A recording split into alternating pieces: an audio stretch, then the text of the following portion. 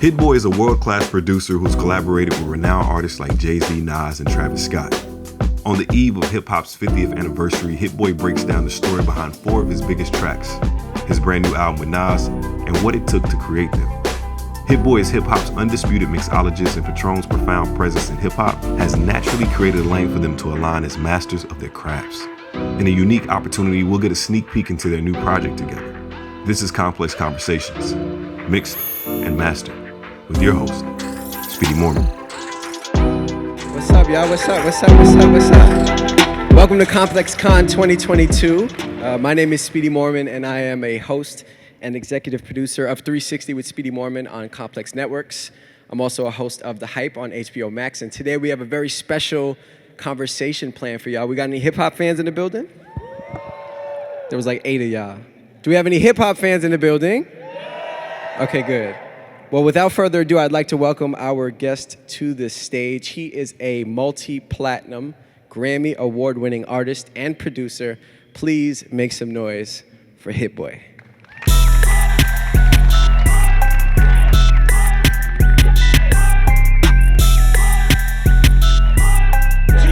Boy, what's up? You gonna be right here? Yo. Hit Boy, welcome to ComplexCon, man. Man, appreciate y'all having me. How does it feel? Is this your first Yeah, this ComplexCon? is my first time at ComplexCon. All in all, broad strokes, what do you think about what you've seen so far?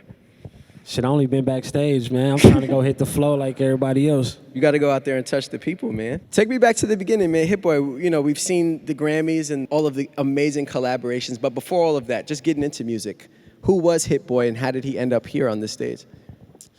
Man, I was a kid who, I had an uncle. My uncle was in a group, an R&B group called Troop in the late 80s, early 90s.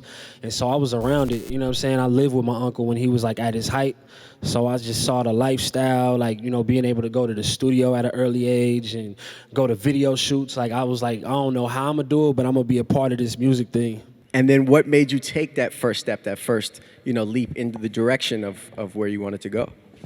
It really was, when I think about it, it was just technology, you know what I'm saying? Like meeting people around my age who could make beats on FL Studio, which I still use to this day, having the programs to just make their own albums, record, and, back when it was a CD burner, you know what I'm saying? We wasn't just uploading it to the MP3, straight to the phone. It was burn the CD, make the label for the CD, and we just start moving. And once I figured out I could do that, I was like, nah, I'm never stopping. Do you remember the very first beat that you ever made? I think it's like I don't have it. I wish I did, but I could kind of remember some of the sounds I was using. I was literally using it as like my replacement for video games back then. Like, I love to play video games, and then once I start using these programs on the computer to make beats, I was like, I'm gonna do this instead of playing video games. Keep it a buck though, was that first beat trash or was it actually pretty good? If I think about it, it probably was really trash, but it's all good though. Yeah, because look at you. Gotta start somewhere. Exactly. How long did you feel like it took you to go from making trash beats, maybe then to like mediocre beats, to like actual shit that you could get paid for? Man, what's crazy is within my first like 10 beats, because I'm a hustler at the same time. Like, I sold one of my first beats when I was 15 for like $20. And word? Yeah. To who? Who bought it? Just this kid I went to high school with that was recording as well. So, I mean, it's just been a gradual thing. Like, obviously starting super amateur, then when you start getting around and really listening to sonics, like I just start trying to emulate Timbaland, Pharrell, Kanye, whoever it was hot at the time, and it just developed into me having my own style. When you think about selling a beat for $20 and then you think about what your fee is today, is it crazy to imagine this journey? Man, and it's crazy. I'm such a loyal person. I had a partner that I made music with. He didn't even touch the beat. I still split the $20 with him, so I really got 10 off a beat I did fully. You know what I'm saying? Because I was just that loyal. But yeah.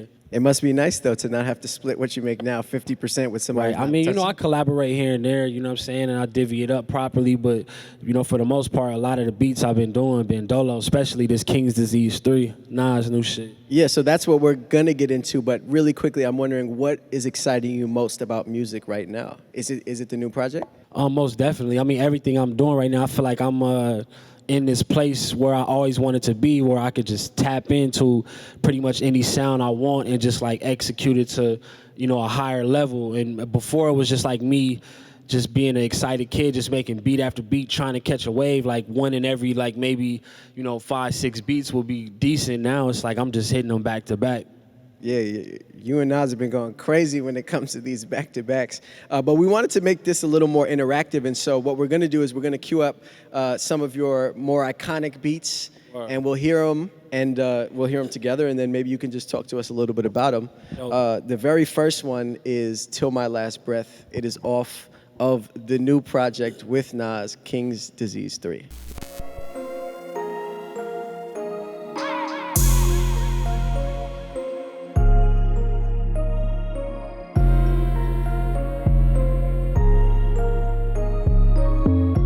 Okay. When you hear them horns, make me feel like we're in the right place. That feels like a very grand entrance kind of moment. Was that the mindset when it came to making this beat? Yeah, I don't know if it's any baseball fans in here, but that was the Mets. What's a pitcher, Edwin Diaz? Like that was his walkout song, and Nas is from New York. The Mets is his team, so we just decided to sample it. My boy Nima actually put me on a song. It was an EDM song by Timmy Trumpet, playing that live trumpet, and I was able to chop it up and just turn it into a moment.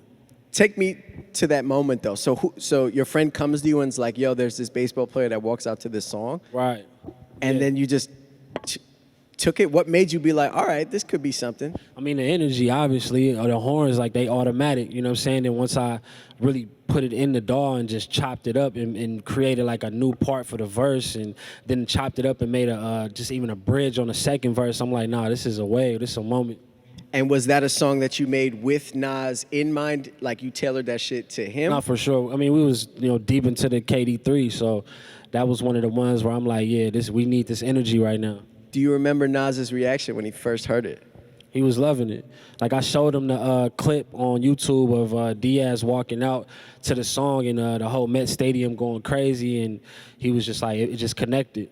Hell yeah. I mean, you guys at this point have 4 albums together. Crazy. This is the 3rd installment of King's Disease, and you also have Magic. Talk to me about linking up with Nas in the first place. I'm from Queens, born and raised. Well, I know that. Yeah, do we have any other New Yorkers in the building? Okay, we got some New Yorkers in the building. Okay. Talk to me about, being with an artist who holds such a legacy and is so regal at times. Right. Now, I mean, just for me, like on a personal level, just the amount of just natural growth, you know what I'm saying? I'm able to learn so much from a seasoned artist, like just the way he in there writing verses and putting thoughts together and compacting them and making them just genius level like lines in the songs. It's like, it's just helping me grow as an artist, as a producer, whatever the case may be. But how did you meet? How did you and Nas even link up in the first place?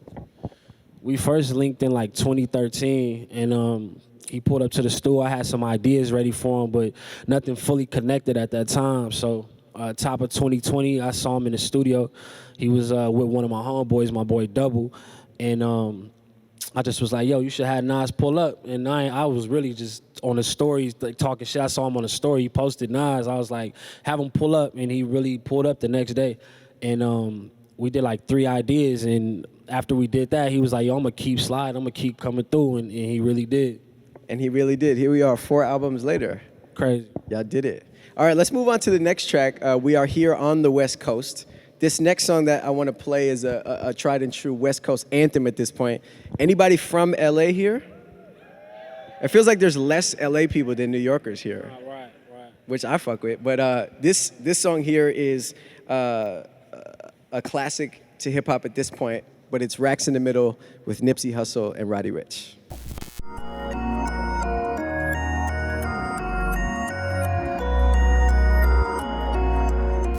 Rest in peace, Nip. Yeah, first and foremost, rest in peace to the late, great Nipsey Hussle. But take me back to that session or whenever it was that you were making that song. Where did it come from? Where did the inspiration come from? How'd you do it? Man, that was that whole moment was just like played out like a movie, because I had did the song with Roddy first. Roddy pulled up. He was already in the studio I work at, and he just was really coming over to say what up. We had never met, but I was a fan of his music. So this is before his first album and everything. He came over and tapped in. We was both actually about to leave, but since I knew he was there, I was like, let me just have a joint ready just in case. And that was the beat I had made that day. And he came in, heard it one time, it was like, let me try some. And he came up with that Racks in the Middle. And fast forward, I was gonna put that song out on my own mixtape, like my own album. It was gonna be Hit Boy featuring Roddy Ricch. And I had a session with Nip, played him the song. He was like, yo, after the first time, he was like, yo, run it back. After that second time, he was like, bro, I need this record. Before he even put his voice on it, he was like, I need you to give me this record for my new album. And I was like, man, let's do it. And it just worked out crazy. It definitely worked out because that song went on to be a Grammy award-winning song. Crazy. It also happened to be Nipsey Hussle's last song. Right, his last official record he released. Yeah. So what does that mean for you to have been a part of that moment, a part of that history, and to have won a Grammy for doing so? It's honestly unreal because we was so tapped in, like, you know, around 2012, 2013. Like, I did some stuff on Mailbox Money. I worked on Bullets Ain't Got No Name Volume 2 back in the day. And we hadn't talked during the whole Victory Lap moment. Like, I didn't work on that album, you know what I'm saying? But that was always the homie. So for us to connect, you know, and make that moment and that be his last record, like, that's just unbelievable. One more time, rest in peace to the late, great Nipsey Hussle.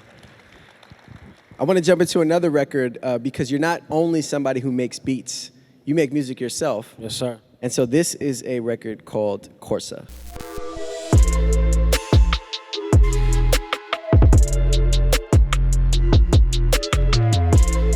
Yeah, so that's Corsa right there. Yeah, shout to homie Dom Kennedy. Any Dom Kennedy fans in here? Another West Coast dude. Talk to me about that mindset of not limiting yourself, right? Not letting somebody put you in a box and say, oh, Hit Boy, he's a producer.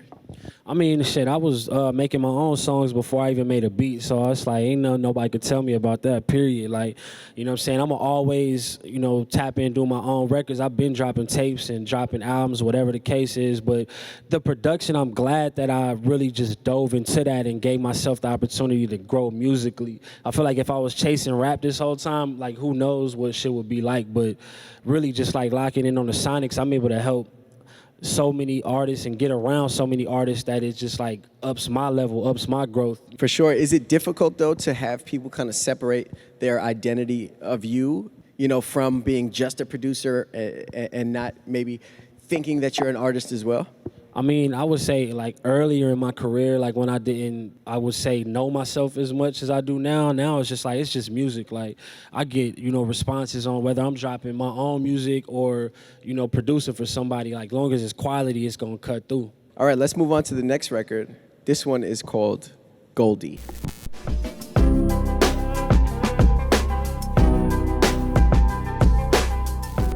That's one of them ones right there.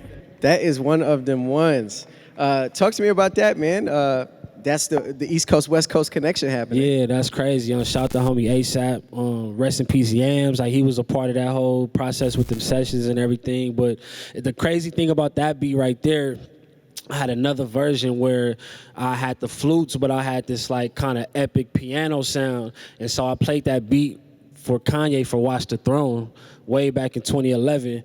And Kanye was like, yo, you should take the piano out and, you know, give it a more dark vibe. That's why I came with the 808s and the switch up and just made it hard. I was trying to get Hov and Ye to rap on it, but they had so many amazing beats, it didn't make the cut. And maybe like fast forward a year, like I was able to tap in with Yams and Rocky, and they knew I did the Niggas in Paris joint for Ye and Jay, and they was like, we got to tap in, and we ended up making that. And that was really A$AP Rocky's first official single on a major label. Wow. Damn, man, there's so much history wrapped up in all of the things that you've Crazy. touched. What is that like, though, to get feedback from somebody, whether it's Kanye or whether it's somebody else, you know, when they say, hey, maybe I think you should change this. Do you take offense to that, or do you welcome that? Nah, man, that's priceless. You know what I'm saying? Like to be able to work with genius level artists, man, and just like anything you could pick up, like that's just add it to your arsenal. Don't ever have an ego about it, because it's like these people have done the things you want to do. So just like learn as much as you can, and you know, it's priceless. Do you remember the sessions for this record, Goldie? Did you guys tap in together in the studio, or did you send the beat, or how did it happen? Yeah, we worked at the studio out in Van Nuys, you know what I'm saying? We had a couple days worth of sessions, but this song was from like the first day, because I did One Train for Rocky Kendrick. That's another one of them. Off his first album, so we just was tapped in around that time. What do you remember about those sessions with Rocky? Was that your first time working with him? Yeah, that was my first time. Link, I seen, his movement with ASAP and just going crazy. And that was the first session we did was the first time I met him. And I just remember him asking me, like, you did that Niggas in Paris shit, right? Or you did this. And just, like, really tapping in and him respecting where I was coming from musically. And those vocals are so iconic, too, because obviously it's got a darker, deeper tone to them. Did that all kind of come together on a collaborative tip, or was that, like, just him coming up with that shit? Like, how did that happen? Just, like, his vocals being added, how involved were you in that? I mean, he was on like kind of like the chopped and screws. So for him to put the screw voice in there, that was just him stylistically doing him. And you know what I'm saying? Like, I just feel like it just meshed well. So when you have multi-day sessions and that's something that gets cut on the first day, does that put some sort of pressure on the other days? Like, damn, we came up with some shit that first day. I think it just like, it's not even pressure. It's just momentum. It's like, okay, if we start here, then if we keep going up, man, we can't lose. Do you guys have more shit in the tuck? Man, we do, yeah, we do. We got new stuff. We've been tapped in for sure. What is that like for you as a producer? I mean, you make so many beats for so many artists and you guys collaborate, and then it's kind of out of your hands because it's up to them to decide when they want to release a record, if it's not a record that's going on. What is that like, having to just sit back and just wait and be like, man, I hope insane. I know y'all heard that Renaissance by Beyonce.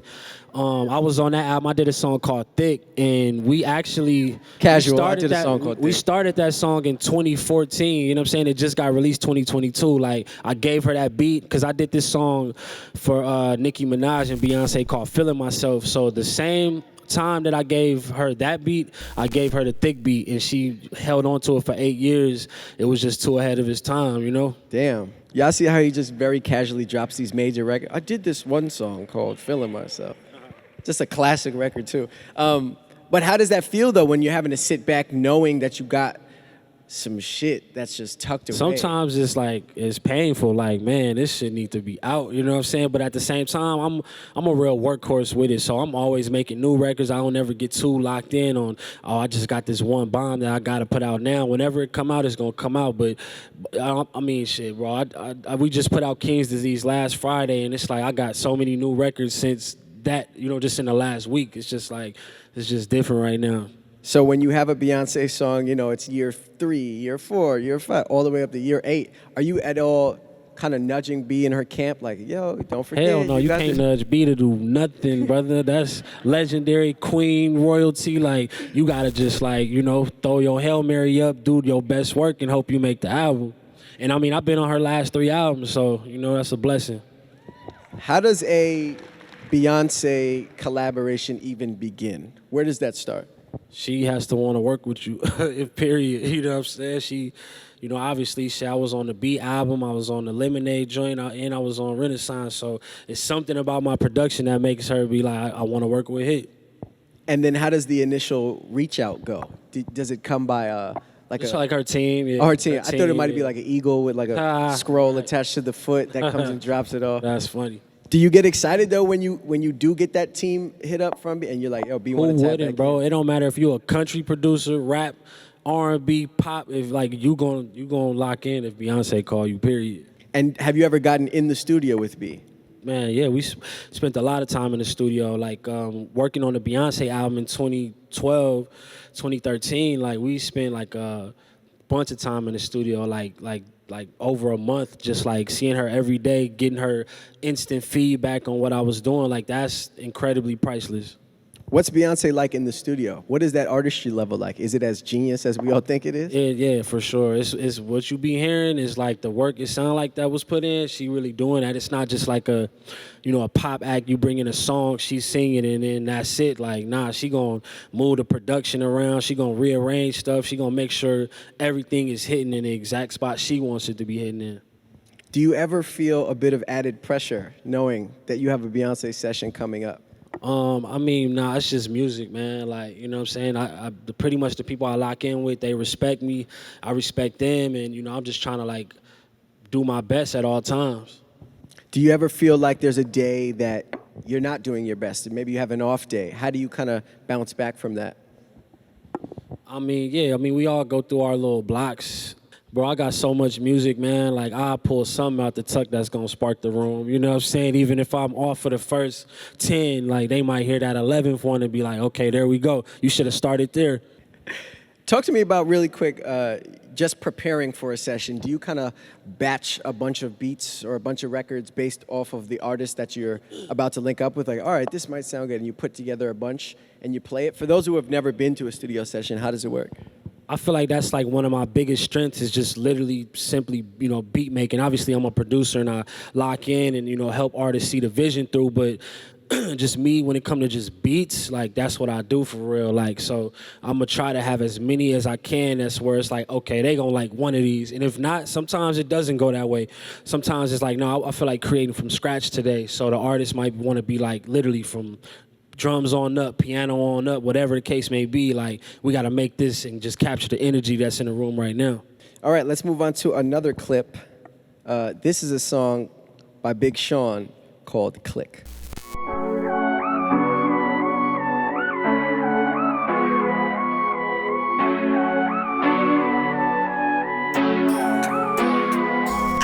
Yeah, I gotta say, Hit is really a musical genius because he's able to pick out, he said, nah, something's off in the beat. It sounds a little slow. It might be the way the sound is echoing off of the shit. That's how you know you're really a musical genius. I'm taking it all in at all times, just really listening to everything. When you hear that record, what comes to mind for you? Man, that shit is unbelievable. You know what I'm saying? Like, that was after Niggas in Paris, and it was just like going to the Watch the Throne concerts and seeing Niggas in Paris get performed like 10, 11, 12, 13 times in a row, back to back in one setting. It was like, I got to make another bomb. And then we came with Click. I'm just like, man, like, I really do this, man. You know what I'm saying?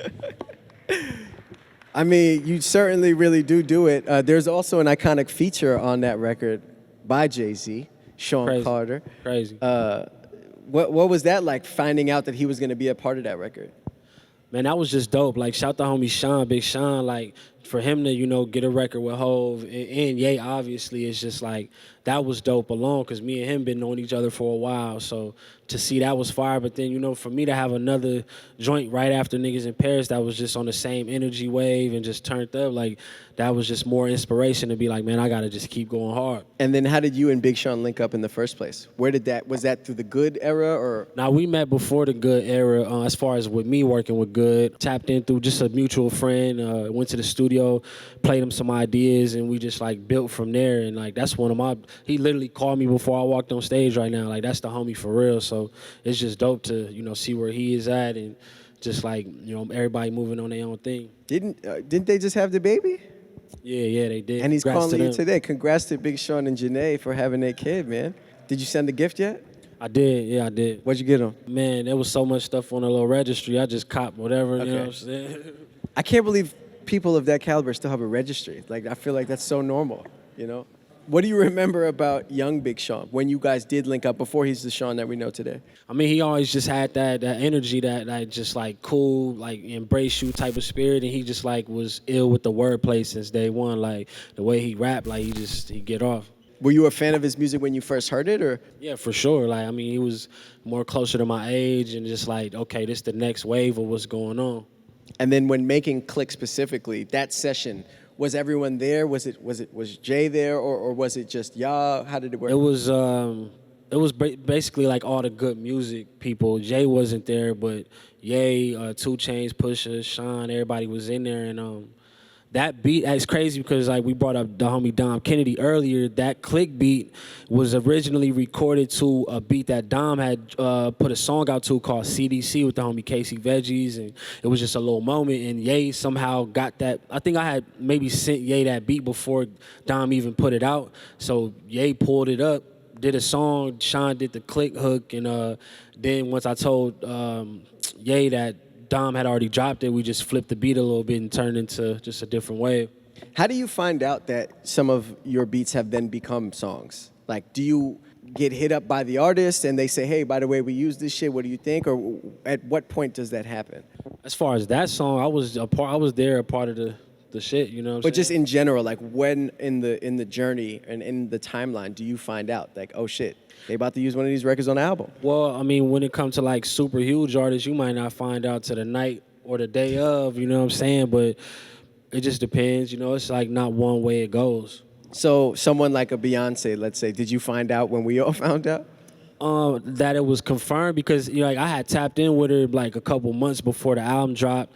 She told me she was interested in using it, but then it's like, nah, that's really a Hail Mary. Like I'm not believing it till I see the track list with my name. Like I don't, you know what I'm saying? I don't care how many songs we done. Like that shit's still just like a dream come true. And so the Click record, Jay gets on that record. Was that the first time you and Jay had linked up, or did you have something before that? No, we did the Niggas in Paris joint. Before that. And even before Niggas in Paris, we was just in the studio just making records. Me, him, and Ye. Like we had multiple joints that never even went nowhere. They didn't put them out, but they was crazy too. So I guess without further ado, we should just jump into the next record, and that is Niggas in Paris.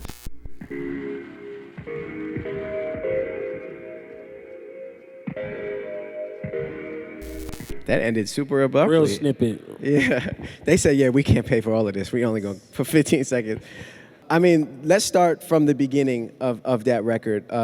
Before we even get to what we just heard, from what I remember hearing a long time ago, this was a beat that you had sent to Kanye and team like way before y'all even linked up, right? Can you tell us that whole story?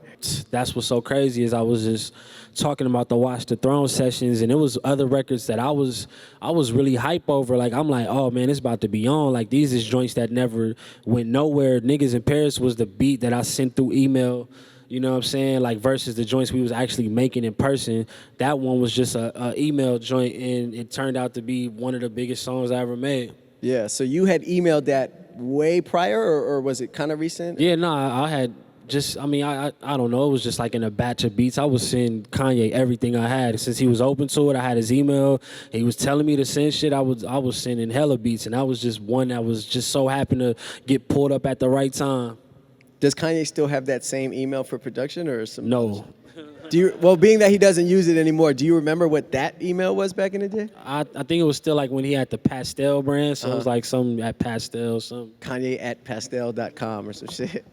So you send that beat, you don't hear nothing from it, but then you get invited to be a part of these Watch the Throne sessions, Right. which are, at this point, you know, storied and iconic. If I'm not mistaken, y'all was doing it at the Mercer Hotel in New York? Legendary. I still really only stay at the Mercer just because of the nostalgic vibes and just, I mean, I like that area. But yeah, just like every vocal, everything was recorded just like in a regular chair from the hotel room. Like it wasn't no in studio, nothing. So that alone just taught me like, man, you don't even need all the extras. Like you could just make some fly next level music just like wherever you want to, really. And what was the setup like at the Mercer Hotel? Did they just take over like a whole floor, or was this just like a bunch of connecting rooms? Not even connecting. It was just rooms. Like, yeah, like they basically took over maybe a floor or two, and everybody was in there. Cudi, Mike Dean, you know what I'm saying? Like Pusha, just everybody was just going. I worked on some Pusha stuff during that time. I worked on like a few John Legend records, worked on Sean stuff, and yeah, that was just like a crazy moment. Did you know that you were making something as iconic as it would eventually become? No, I was just a kid starving, like, yo, I got opportunity. Ye rocking with me heavy right now. Like, let me just take advantage and just go crazy. Like most of the people like wasn't even staying at the Mercer, but Ye was, and he was like, yo, I need you to stay here too, because I'm like, I got a lot of ideas I need to run by you, and we need to just be in constant communication. And that was just ill. And what was working throughout that time like? I mean, I imagine, you know, you're getting called at all times of the night and all of these crazy hours. Was it really like that? One of the first times Hove pulled up to the stool, like, I guess, like, Ye was, like, telling him how fast I make beats, you know what I'm saying, on FL. So, like, I remember he gave me, like, 3-4 samples, and maybe, like, 12 minutes later, he like, yo, where you at? Bring them joints back over here. I'm like, damn, bro, like, you know what I'm saying? Like, let me get them right first. And, yeah, just, like, you know, I didn't even realize how much reverence and respect, like, he was really showing me in that moment, because I was just like, yo, this is Ye. Like, I need to just be focused, you know what I'm saying, as I can be. How much were you sleeping throughout this time? Not much, I imagine. Yeah, no, it was a lot of work, you know what I'm saying? It was, you know, it was a vibe out there. Like, we went out. It was a snowstorm, too, like one of the craziest snowstorms New York ever seen, like in 2011. And the whole city was covered in white, just straight snow. But we still vibed out, but it was all about work and just locking in. How long were those sessions? Like, were you there for a month? Was it weeks? Yeah, it was like a few weeks. Yeah, like a few weeks, maybe a month. But that was just a real time, man. Do you remember anything else that you made during those sessions that did wind up becoming something else that we've since heard? Yeah, I did a couple records on John Legend album that came out like 2012. I did My God for Pusha T back then. Yeah, just a few joints. And then talk to me about the song in particular. There's a sample or like some dialogue on the beginning of the record that has since become iconic. Why don't you tell us the origin of that and maybe how it even came to be? The Will Ferrell joint. Yeah. That was for Kanye. That was Kanye. Like I just had the beat with the melody, drums, and the 808, whatever. They had already done the song, and I guess that was how Ye was feeling. Like, you know, he a real comedian for real. I don't know if you really know him, like he funny as hell. So that's probably was just like his humor. Like, oh, I need to put something funny in here. I think it was from Blades of Glory, if I'm not mistaken. Right. When you heard it for the first time, what was your reaction? Were you laughing? Were you like, what the hell is this? Yeah, I was like, because I mean, not a lot of people was doing that at that time. We hear, you know, beat switch ups and random parts coming in now, but that was like cutting edge at the time. So I was even like, damn, like he snapped for that. And then when you heard their verses for the first time? I mean, before I even heard the song, Ye was emailing me after, because, you know, this was after the sessions. I had came back to Cali, left New York, and he was emailing me like, yo, you got to understand, bro, when this song come out, like, your life is changed, my nigga, forever, you know what I'm saying? And that was really true. Did you know it would change to the degree that it did, or were you thinking, oh, you know, it might be some? Yeah, because, I mean, just that beat was, to me, just like one of my more simple, just quick, little, easy joints, so I didn't really think too much about it.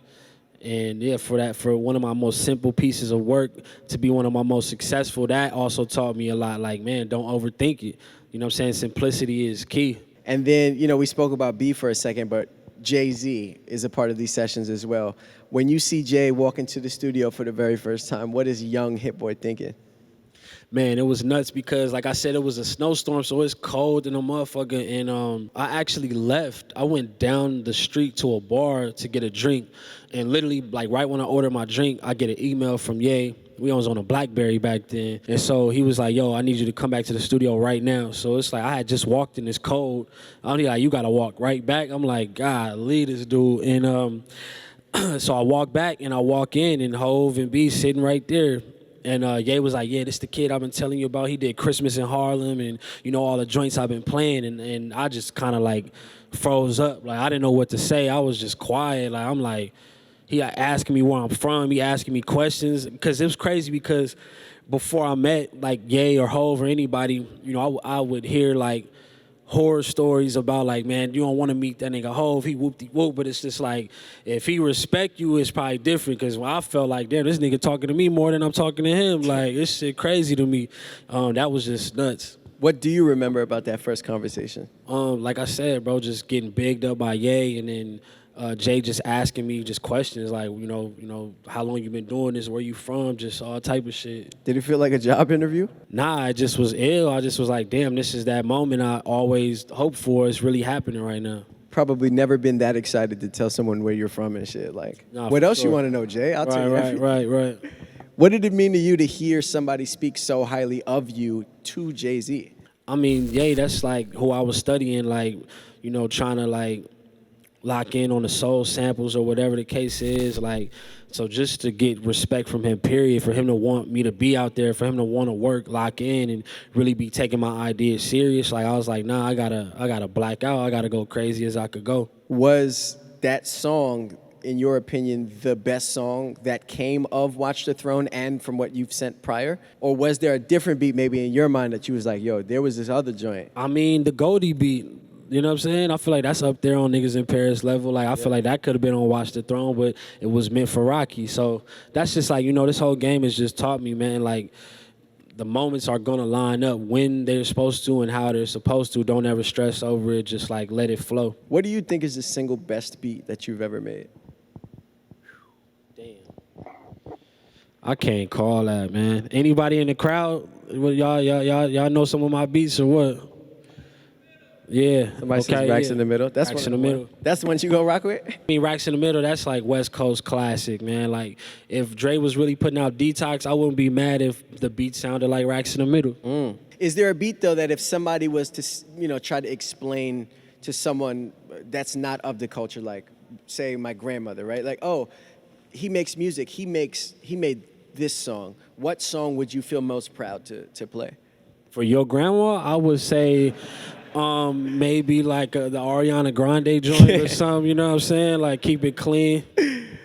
Which beat, though, do you feel is the most advanced that you've made? That when you listen back, you're like, damn, this is some shit that not a lot of people are doing. Man, most of the beats on King's Disease 3, man, like, I feel like, I'm pulling out samples that's, like, not super popular, like, just, like, real, just, like, damn, I never heard nobody even sample this before. So, like, I feel like definitely the stuff that's on King's Disease 3.